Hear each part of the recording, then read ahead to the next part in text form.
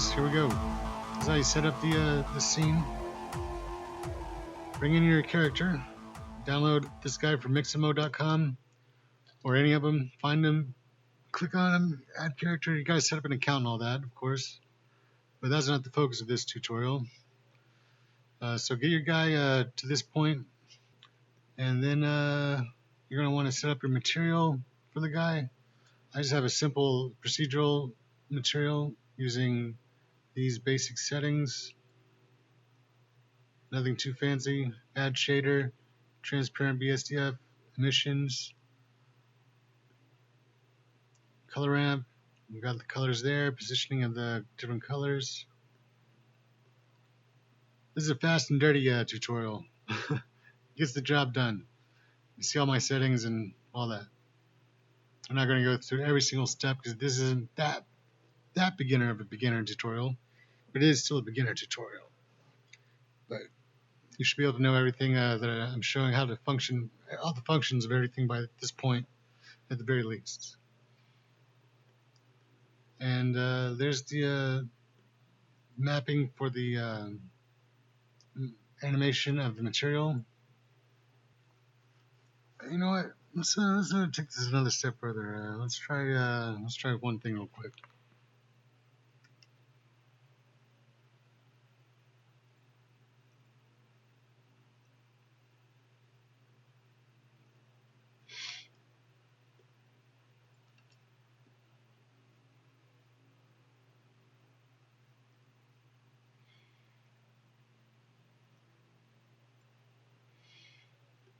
There we go. Now he has the actual lightning inside of him. That's better.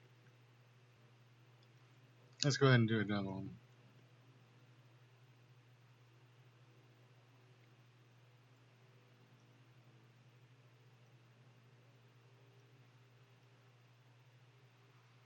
Let's put it all at 2, 2, 2, 2. And I'm going to just get to the beginning.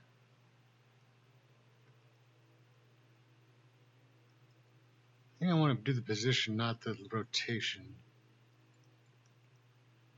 Yeah, there we go. Alright.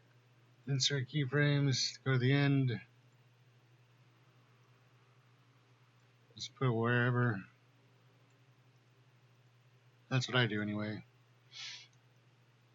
Now from the beginning to the end, it'll do that. Bring in a picture of lightning, whichever one you got, find it, and upload it. Shift A, import images as planes, and navigate to your picture of lightning that you want to use. This is the one I picked out. Pretty simple little lightning effect I found on the internet. Right click, subdivide. I think I did it twice and then triangulated. And get your material set up right. There's a lightning, picture of the lightning. Bright contrast, hue saturation value, gamma. There's that plugin. La da da da. And let's see, I have that rotating. I put a couple keyframes in, and then I went into this setting and applied. Oh yeah, you gotta set up your the displacement for that. After you subdivide it, add one displacement. Set it up like so, with your texture being noise, and insert a brightness or a keyframe on the brightness to make it crackle. Then you go back, duplicate it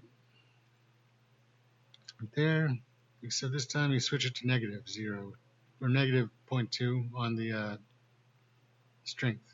That will make it go up and down, which will create the crackling effect. Without it, let's see, it only goes in one direction and it's flat on one side. Add it in, and it's going both ways. Now go into your particle system for the character. Here we go. Hit the plus, get a particle system going, switch it to hair.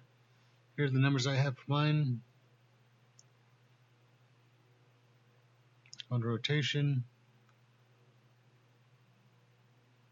scale. Scale will depend on how big you want it. There's a lot of options for you to choose from and adjust. And this tutorial is just to kind of get you pointed in the right direction. I have all these turned off because I think I had some force fields in the scene that I didn't want to affect the rotation of the hairs of the electrical effect. And we'll bring them back in. Boom! There it is. And they're just rotating as according to how I have it set up here on the original. So now everything should be working right if you just have it set up the way I have it here. Remember, hit pause and go through all my settings and check it out. When you hit play, that should be it. As you can see, it's going identical with the one that's the rotations are set up for this up there.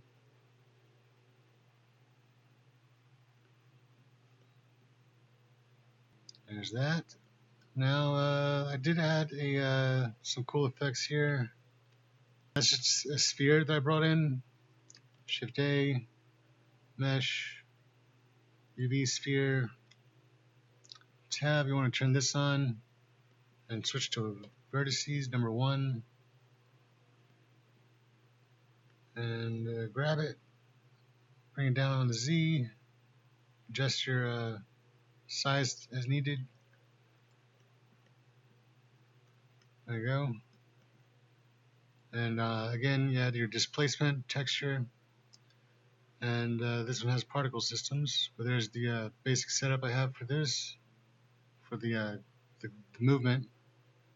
Again, I seem to use the same texture as the one from the lining, except I adjusted the mid level, and you have that. And then you just set up your camera. Opening scene, add camera, Shift A, insert your keyframe where you want it to start, and make sure it's also the end keyframe. So that way it's a perfect loop. Once it ends, it goes right back to where it begins. And as you can see, I didn't move the guy at all. He doesn't move like not once. Everything I did is camera work. Tricky, tricky.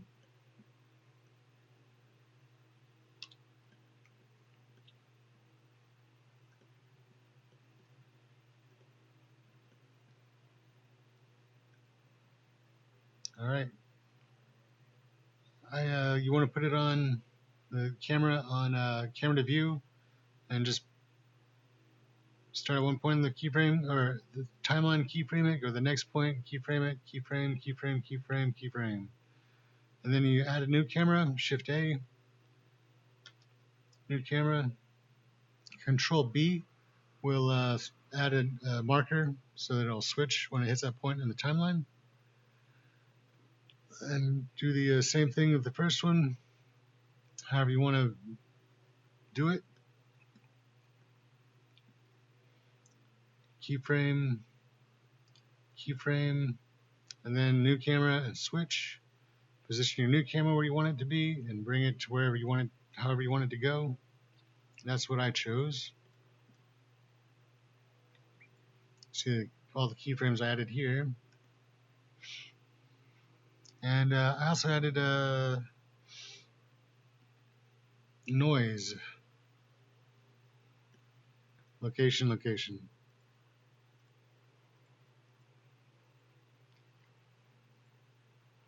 And yeah, add modifier, switch to noise. And these are the settings I use for that. And that creates the shaking, which makes it more intense. Gotta have that.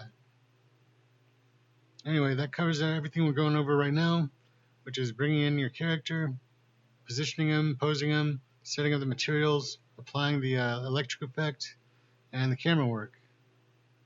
And we'll go over some more of the special effects the next tutorial with the tunnel and everything else that I haven't included yet. All this madness with the look of speed and all that. and the warp tunnel.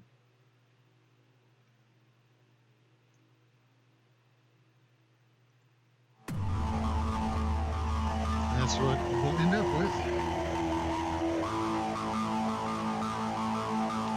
Alright, see you next time, guys. Thanks for watching. Please like, subscribe. And if there's anything I missed, which, this is the fast and dirty version, just let me know and I'll try to answer any questions.